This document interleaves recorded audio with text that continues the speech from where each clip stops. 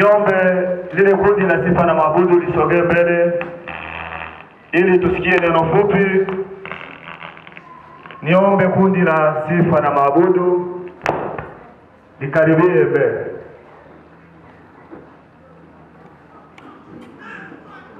Tutakuwa tunampa baba mtumishi ndio anawakabidhi wale wajane na mayatima.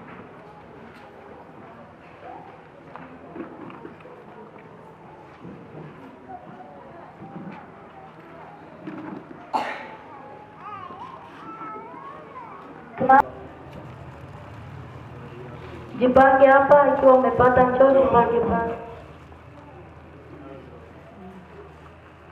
Chance Rama. Chance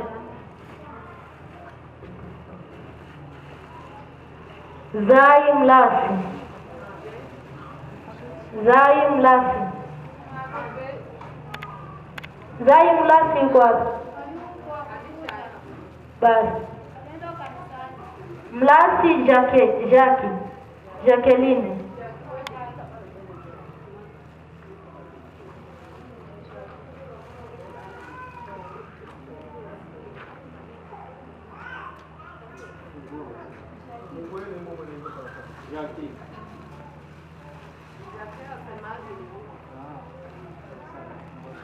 Masakala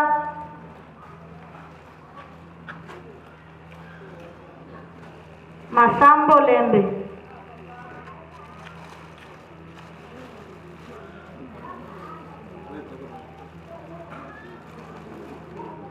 Melida Esther. Mambo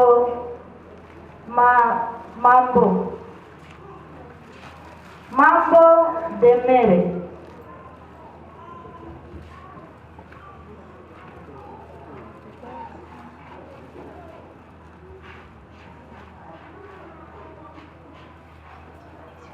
Tunaingia kwa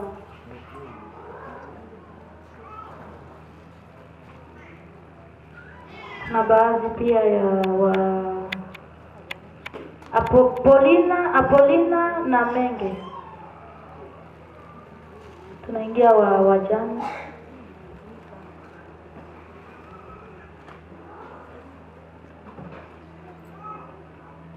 Albertina Tabu. Bonyemu Christina. Sofia Kiza. Tilisa Asen.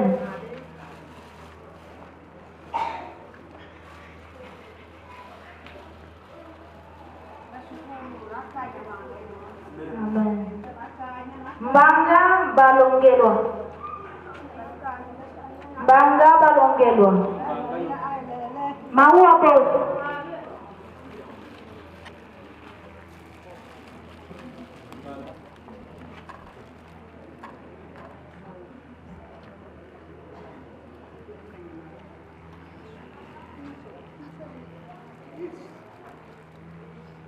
Tumeshaita Mbanga. Maua Boss tayari.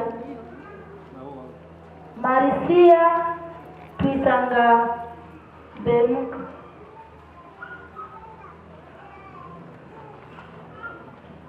Aline Bahati.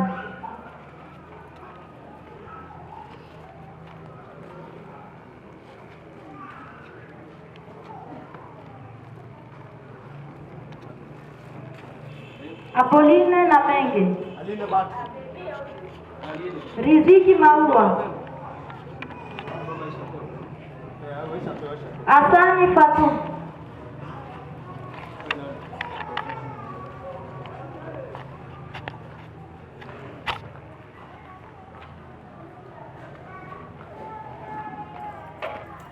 Kuibe.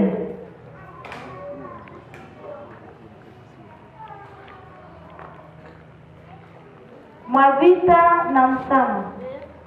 Mwami Omari. Mwamini Omari. Fedha Sangu. Generina Asende.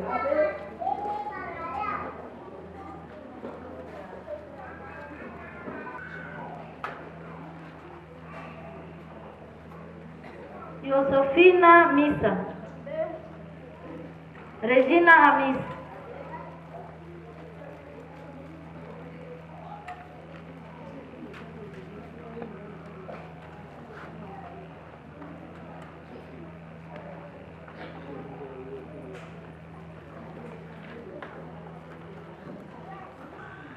Kwa sababu ya ulemavu alionao, kwa sababu ya umaskini alionao, kwa sababu ya hali anayoipitia ambayo ni ngumu. Unakuta mtu anajiona kama ni kinyaa fulani. Mtu anajiona kwamba yeye hawezi, lakini nataka nikutie moyo kwamba usijidharau. Mungu anamtuma mtumishi wake Nabii Samuel, anamwambia nenda katika nyumba ya Yese, maana kule nimejichagulia mtu. Lakini angalia huyu mtu, jamaa ilimdharau. Waliona hastahili kukaa nyumbani, hastahili kwenda katika wale wakubwa zake, kwenda katika nyumba ya kifalme kutumika pamoja na wakubwa zake. Waliona huyu mtu anafaa kukaa wapi? Porini. Kwa sababu gani? Hana kigezo ya masomo na istoshe ni mtoto. Bwana Yesu asifiwe. Bwana Yesu asifiwe sana. Samueli hapa ambapo tumesoma, Samueli sasa amefika kwenye nyumba ya Yese. Anaona kina Eliabu, anasema yamkini ni huyu. Anaangalia wale wote 7 wana wa Yese. Anaangalia mmoja anapita, mwingine anapita. Mungu anamwambia sio huyo. Bwana Yesu asifiwe. Bwana Yesu asifiwe sana. Anasema sio huyo, mimi nina wa kwangu. Aseme usitazame uso, maana mimi Mungu sitazami kama mtu anavyotazama. Mimi Bwana naangalia ndani. Sisi wanadamu tunaangalia nje, lakini Mungu anaangalia ni ndani. Bwana Yesu asifiwe tena. Bwana Yesu asifiwe sana. Maana ya kujidharau ni nini? Maana ya kujidharau ni hali ya mtu kujiona hana thamani. Ni hali ya mtu kujiona kuwa hawezi neno lolote. Ni hali ya mtu kujiona kuwa yeye hawezi kumtumikia Mungu. Ni hali ya mtu kujiona yeye si bora. Anaona wengine ndio wako bora kuliko yeye. Kwa sababu labda ni mzee, kwa sababu labda ni mlemavu, kwa sababu labda ni mtu ambaye amekuwa yatima, hana baba, hana mama. Anaona hawezi kufanya kitu chochote. Anaona mimi ni kama thamani ya kuishi kwangu duniani haipo. Lakini nataka nikutie moyo kwamba usijidharau. Bwana asifiwe. Kwa nini usijidharau? Jambo la kwanza, kwa sababu Mungu aangalii umbo wa mtu, lakini Mungu anaangalia kusudi ulilolileta hapa duniani. Kila mmoja Mungu alimuumba akamtia duniani, alikuwa na kusudi ya kuja kutimiza hapa. Kwa hiyo Mungu anapokuleta duniani, usipojua kusudi la kuumbwa kwako, unaweza ukafika sehemu ukajiua. Kwa sababu labda umaskini, sababu labda umepoteza mume, sababu labda wewe ni mtu ambaye hauna wazazi wa kukutetea. Sikia nikwambie, yuko Mungu ambaye alimtengenezea binti ambaye hana wazazi na kumketisha kwenye kiti cha umalikia. Amen. Amen. Hatima ya Esther aliyelelewa na mjomba yake Mordekai, hatima yake ilikuwa ni kwamba awe malkia.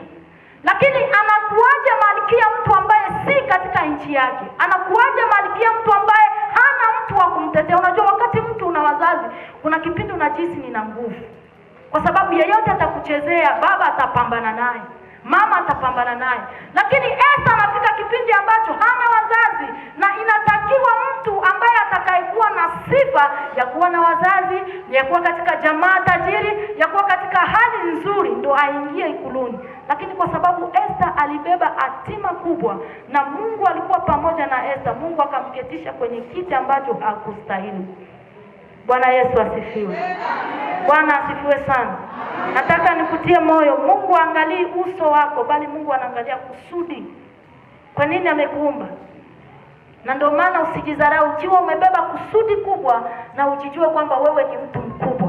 Haijalishi hauna mazingira ya kuonesha kwamba leo uko mtu mkubwa, lakini kesho kitu kitakamilika. Bwana Yesu asifiwe. Bwana Yesu asifiwe sana. Mungu hapendi mtu ajidharau. Mungu hapendi mtu ajidharau, kwa sababu Mungu anatumia vitu vilivyo dhaifu ili kukuaibisha vilivyo na nguvu. Ndio maana hutakiwi kujidharau. Unaona wakati mwingine mtu anapanda kiburi. Goliathi alipanda kiburi kwamba mimi ni mzoefu wa vita. Lakini ona Mungu wanamdharaulisha kwa katoto kadogo. Daudi wapi na wapi alijifunza ujeshi? Wapi na wapi Daudi alienda kupambana kwamba mimi nina experience ya kupigana na Goliathi? Lakini kwa sababu Daudi alimbeba Mungu, Mungu alimtumia yule mtoto mdogo kuangusha shujaa aliyoua maelfu na maelfu. Usijidharau. Hata kama unapitia shida, hata kama unaona maisha yaendi, hata kama mume amekufa unabaki na watoto, unajiuliza watakula nini? Biblia inasema katika Zaburi kwamba baba wa yatima yupo hai. Halali wala asinzii, atashughulika. Mume wa wajane yupo. Usikate tamaa. Bwana Yesu asifiwe. Bwana Yesu asifiwe sana. Inafika sehemu hata watu watakudharau, lakini wewe usijidharau. Usijidharau.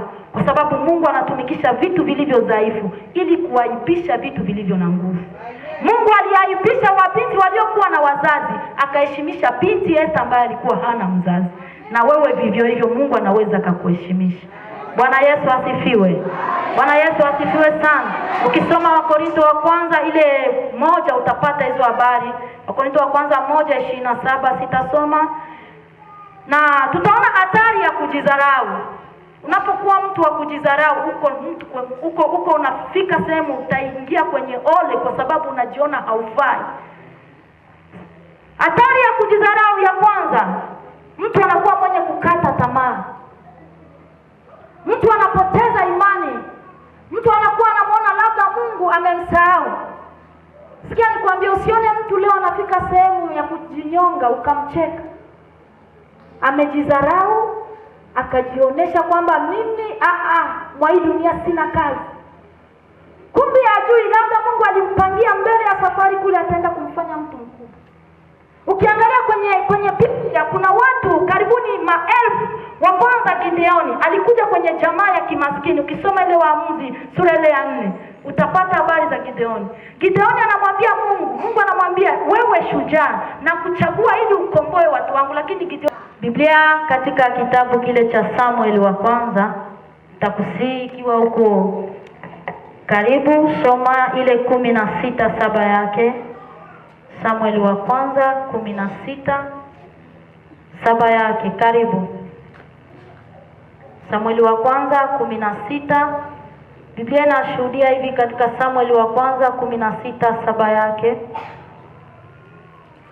Tunasoma katika jina la Yesu. Tunasoma katika jina la Yesu.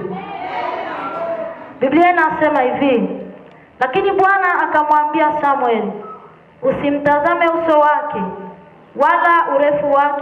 wala urefu wa kimo chake, kwa maana mimi nimemkataa. Bwana aangalii kama binadamu aangaliavyo, maana wanadamu huitazama sura ya nje, bali Bwana huutazama moyo. Amen. Hizi ni habari za Daudi. Tema yetu inasema usijidharau hata kama hauwezi. Kwa nini tujifunze somo hili? Kwa sababu wakati mtu anajikuta mazingira anayoyaishi, vitu anavyovipitia, changamoto anazoziishi, kuna sometimes mtu anapoteza kujiona kwamba yeye ni wa thamani. Kwa sababu ya ulemavu alionao, kwa sababu ya umaskini alionao, kwa sababu ya hali anayoipitia ambayo ni ngumu. Unakuta mtu anajiona kama ni kinyaa fulani. Mtu anajiona kwamba yeye hawezi, lakini nataka nikutie moyo kwamba usijidharau. Mungu anamtuma mtumishi wake nabii Samuel, anamwambia nenda katika nyumba ya Yese, maana kule nimejichagulia mtu. Lakini angalia huyu mtu, jamaa ilimdharau. Waliona hastahili kukaa nyumbani, hastahili kwenda katika wale wakubwa zake, kwenda katika nyumba ya kifalme kutumika pamoja na wakubwa zake. Waliona huyu mtu anafaa kukaa wapi? Porini. Kwa sababu gani? Hana kigezo ya masomo na istoshe ni mtoto. Bwana Yesu asifiwe. Bwana Yesu asifiwe sana. Samueli hapa ambapo tumesoma, Samueli sasa amefika kwenye nyumba ya Yese. Anaona kina Eliabu, anasema yamkini ni huyu. Anaangalia wale wote 7 wana wa Yese. Anaangalia mmoja anapita, mwingine anapita. Mungu anamwambia sio huyo. Bwana Yesu asifiwe. Bwana Yesu asifiwe sana. Anasema si huyo, mimi nina wa kwangu. Aseme usitazame uso. Maana mimi Mungu sitazami kama mtu anavyotazama. Mimi Bwana naangalia ndani. Sisi wanadamu tunaangalia nje, lakini Mungu anaangalia ni ndani. Bwana Yesu asifiwe tena. Bwana Yesu asifiwe sana. Maana ya kujidharau ni nini? Maana ya kujidharau ni hali ya mtu kujiona hana thamani. Ni hali ya mtu kujiona kuwa hawezi neno lolote. Ni hali ya mtu kujiona kuwa yeye hawezi kumtumikia Mungu. Ni hali ya mtu kujiona yeye si bora. Anaona wengine ndio wako bora kuliko yeye. Kwa sababu labda ni mzee, kwa sababu labda ni mlemavu, kwa sababu labda ni mtu ambaye amekuwa yatima, hana baba, hana mama. Anaona hawezi kufanya kitu chochote. Anaona mimi ni kama thamani ya kuishi kwangu duniani haipo. Lakini nataka nikutie moyo kwamba usijidharau. Bwana asifiwe. Kwa nini usijidharau? Jambo la kwanza, kwa sababu Mungu aangalii umbo wa mtu, lakini Mungu anaangalia kusudi ulilolileta hapa duniani. Kila mmoja Mungu alimuumba akamtia duniani, alikuwa na kusudi ya kuja kutimiza hapa. Kwa hiyo Mungu anapokuleta duniani, usipojua kusudi la kuumbwa kwako, unaweza ukafika sehemu ukajiua. Kwa sababu labda umaskini, sababu labda umepoteza mume, sababu labda wewe ni mtu ambaye hauna wazazi wa kukutetea. Sikia nikwambie, yuko Mungu ambaye alimtengenezea binti ambaye hana wazazi na kumketisha kwenye kiti cha umalkia. Amen. Amen. Hatima ya Esther aliyelelewa na mjomba yake Mordekai, hatima yake ilikuwa ni kwamba awe malkia. Lakini anakuaje malkia mtu ambaye si katika nchi yake? Anakuaje malkia mtu ambaye hana mtu wa kumtetea? Unajua wakati mtu una wazazi, kuna kipindi unajisi nina nguvu. Kwa sababu yeyote atakuchezea, baba atapambana naye, mama atapambana naye. Lakini Esther anafika kipindi ambacho hana wazazi, na inatakiwa mtu ambaye atakayekuwa na sifa ya kuwa na wazazi, ya kuwa katika jamaa tajiri, ya kuwa katika hali nzuri, ndo aingie ikuluni. Lakini kwa sababu Esther alibeba hatima kubwa na Mungu alikuwa pamoja na Esther, Mungu akamketisha kwenye kiti ambacho hakustahili. Bwana Yesu asifiwe. Bwana asifiwe sana. Nataka nikutie moyo, Mungu angalii uso wako, bali Mungu anaangalia kusudi. Kwa nini amekuumba? Na ndio maana usijidharau. Ukiwa umebeba kusudi kubwa, na ujijue kwamba wewe ni mtu mkubwa. Haijalishi hauna mazingira ya kuonesha kwamba leo uko mtu mkubwa, lakini kesho kitu kitakamilika. Bwana Yesu asifiwe. Bwana Yesu asifiwe sana. Mungu hapendi mtu ajidharau. Mungu hapendi mtu ajidharau, kwa sababu Mungu anatumia vitu vilivyo dhaifu ili kukuaibisha vilivyo na nguvu.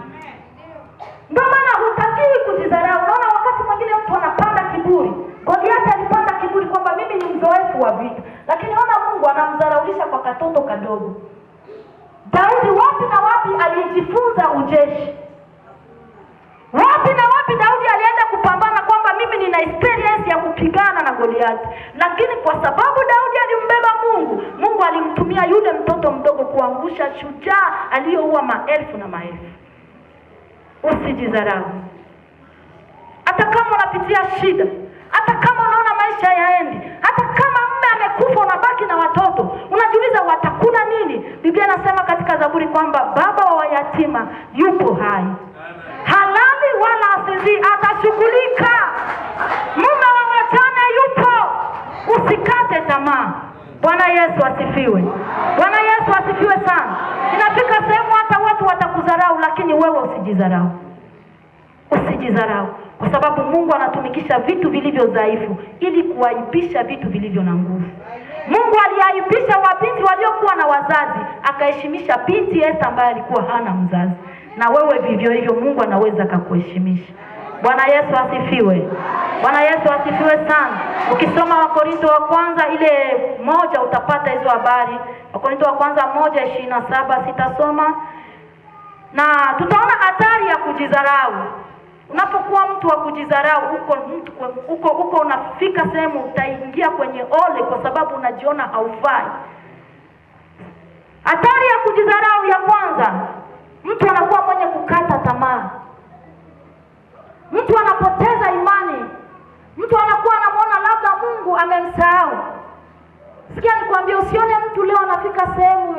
akajinyonga, ukamcheka. Amejidharau, akajionyesha kwamba mimi mwa hii dunia sina kazi. Kumbe hajui labda Mungu alimpangia mbele ya safari kule ataenda kumfanya mtu mkubwa. Ukiangalia kwenye Biblia kuna watu karibuni maelfu. Wa kwanza Gideoni alikuja kwenye jamaa ya kimaskini. Ukisoma ile Waamuzi sura ile ya 4 utapata habari za Gideoni. Gideoni anamwambia Mungu anamwambia wewe shujaa na kuchagua ili ukomboe watu wangu, lakini Gideoni anasema